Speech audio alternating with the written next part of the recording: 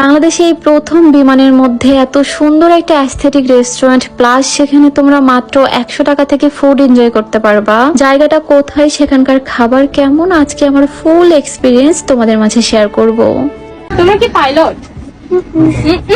Hello everyone, কি অবস্থা সবার? আজকে খুব সুন্দর করে রেডি হয়ে চলে যাচ্ছি এমন একটা জায়গায় যেখানে গেলে তোমরা কিছু সময়ের জন্য হয়ে যেতে পারবা বিমানের পাইলট, অথবা বিমানের মধ্যে একটা অ্যাস্থেটিক রেস্টুরেন্টে মজার মজার ফুড ট্রাই করতে পারবা। সো আমরা চলে এসেছি বাংলাদেশ বিমানবন্দর জাদুঘরে, যেটা অবস্থিত আগারগাঁও মেট্রো রয়্যাল স্টেশনের পাশে। আমরা চলে এসেছিলাম একদম বিকেল বেলা, কারণ আমরা বিমানবন্দর জাদুঘরের রাতের ভিউটা নিতে চাচ্ছিলাম। রাতের ভিউটা কিন্তু অসম্ভব রকমের সুন্দর, কারণ প্রত্যেকটা জায়গায় খুব সুন্দর করে লাইটিং করা আছে। এর আগে কখনো আমি বিমানে উঠি নাই, অথবা খুব কাছ থেকে বিমানটা ছুঁয়েও দেখি নাই, তো ঘোরাফেরার চক্করে আমার এই ইচ্ছেটাও পূরণ হয়ে গেল। আমরা মাত্র 50 টাকার টিকিট কেটে বিমানের মধ্যে ঢুকেছিলাম, ঢুকে সবকিছু ঘুরে ঘুরে দেখতেছিলাম। আমরা যে বিমানে উঠছি সেখানে কিছু পাইলট আছে। তোমরা কি পাইলট? তোমরা চালাচ্ছ না, বিমান চালাচ্ছ না? সবাই এখন চালায়। এই যে আরেকটা পাইলট।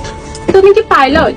বিমানবন্দর জাদুঘরে ঢুকতে হলে তোমাদের মাত্র 100 টাকার একটা বোর্ডিং পাস নিতে হবে, তাহলেই তোমরা বিমানবন্দর জাদুঘরে ঢুকতে পারবা। তার আগে চলো তোমাদের মাঝে একটা খুবই কষ্টের বিষয় শেয়ার করি। সেটা হচ্ছে, কিছুদিন আগে আমি খুব সুন্দর দেখে একটা সোফা সেট নিয়েছিলাম, যেই সোফা সেটটা আমার বিড়ালগুলো একদম নখ দিয়ে আঁচড়িয়ে আঁচড়িয়ে নষ্ট করে ফেলতেছে। আমার এই সুন্দর সোফার জন্য আমি খুব সুন্দর দেখে একটা সোফা কভার অর্ডার দিয়েছি। সোফা কভার গুলো খুবই প্রিমিয়াম কোয়ালিটির, আর এত বেশি সুন্দর লাগতেছিল সোফা কভার গুলো পরানোর পর। এই অ্যাশ কালারটা আমার ভীষণ পছন্দের। আমি এই সোফা কভার গুলো নিয়েছি তুর্কিশ কাভার ফেসবুক পেজ থেকে। আমি তোমাদের সুবিধার্থে পেজ লিঙ্কটা ডিসক্রিপশনে মেনশন করে দিব। কাভার গুলো খুবই প্রিমিয়াম এবং কোয়ালিটি ফুল ছিল। তুর্কিশ কাভার ফেসবুক পেজে তোমরা একদম অরিজিনাল সোফা কভার পেয়ে যাবা। সো একবার হলেও অর্ডার করতে পারো। আমি তোমাদের সুবিধার্থে পেজ লিঙ্কটা ডিসক্রিপশনে মেনশন করে দিব, তোমরা চাইলে চেক আউট করতে পারো। বিমানে ওঠার পর খুবই কিউট কিউট কিছু পাইলটের সাথে আমার দেখা হয়ে যায়, যারা ভীষণ মিষ্টি। অনেকক্ষণ ধরে তাদের সাথে গল্প করার পর এখন আমরা চলে যাব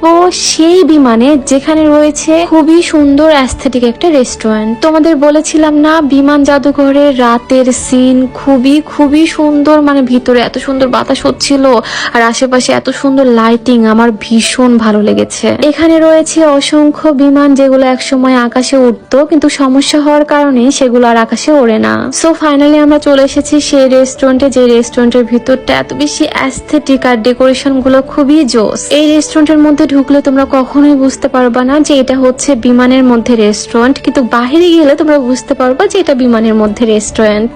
এখন আমরা সবাই মিলে চলে এসেছি ককপিটে একটু পাইলট হওয়ার জন্য। গাইস, আমার মুড সুইং হয়েছে, এখন আমি কোথাও যাব না।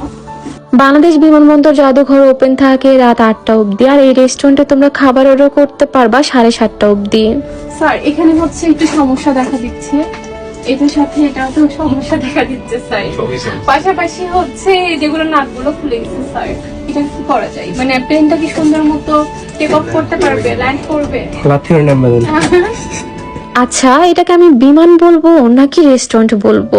আচ্ছা যাই হোক, রেস্টুরেন্টে আসার পর খাবার অর্ডার দিয়ে আমরা উপরে এসে অনেক অনেক বেশি মজা করছি। তারপরে নিচে আসার পর আমাদের এখানে খাবার দেওয়া হয়েছিল। যদি আমি খাবারের কথা বলি, তাহলে খাবার ভীষণ মজার ছিল। তোমরা যদি এখানে আসো, একবার হলেও ট্রাই করতে পারো। এখানে আমি অর্ডার দিয়েছিলাম চিলি চিকেন, সাথে ছিল ফ্রাইড রাইস আর চাইনিজ ভেজিটেবলস, যেটার প্রাইস পড়েছিল পার প্লেট মাত্র 300 টাকা। সো আজকের ভিডিও এখানেই শেষ করছি। দেখা হয়ে যাবে নেক্সট কোন একটা ভিডিওতে। আল্লাহ হাফেজ।